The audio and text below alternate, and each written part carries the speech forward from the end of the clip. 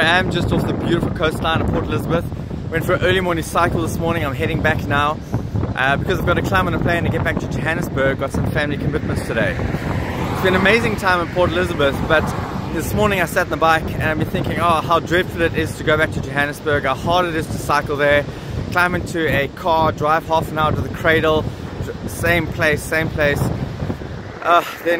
another half an hour back in the car again. It's an hour before you've even pedaled a stroke. It's really hard to cycle in Johannesburg, and you really got to want to.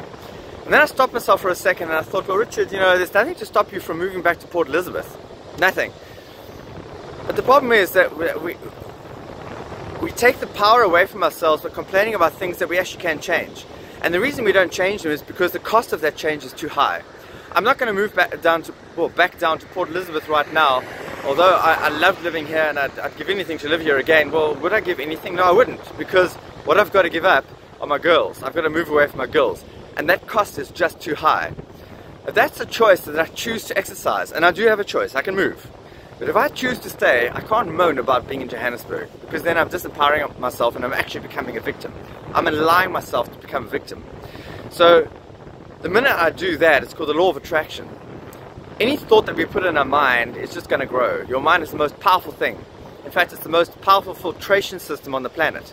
It filters out, once you put a thought in your mind, it filters out all the evidence that doesn't reinforce your theory. In other words, all the evidence that disagrees with the thought that you put in your mind, and it filters in, it allows in, it attracts in all the thoughts that agree with this theory, that reinforce this theory.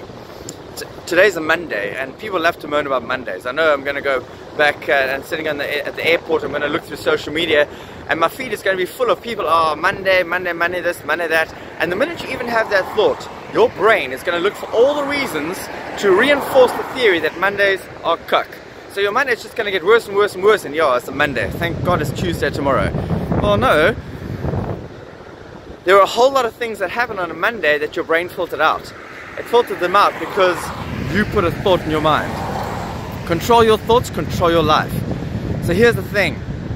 No matter what it is, oh, it's really windy today, oh, my legs are really sore today, oh, the coach gave me a hard session, oh, I'm hating my relationship right now, I don't want to be in this relationship, I'm unhappy, I hate my job right now. Well, can you change it? If you can change it, now you don't have a problem anymore, now you have a solution, and you focus on the solution. That's a positive thing. You're controlling your thoughts. What if you can't change it? What if you can't change it because you don't want to change it, because you can always change it? There's always something you can change. You've got cancer?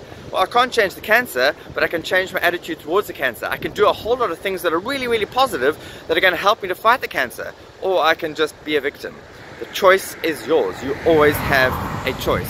But what you cannot afford to do is moan. What you cannot afford to do is whine. What you cannot afford to do is become a victim. Control your thoughts. Those are my thoughts. I'm heading back to Johannesburg. I'm going to suck it up, Cupcake. I love being there. My girls are there.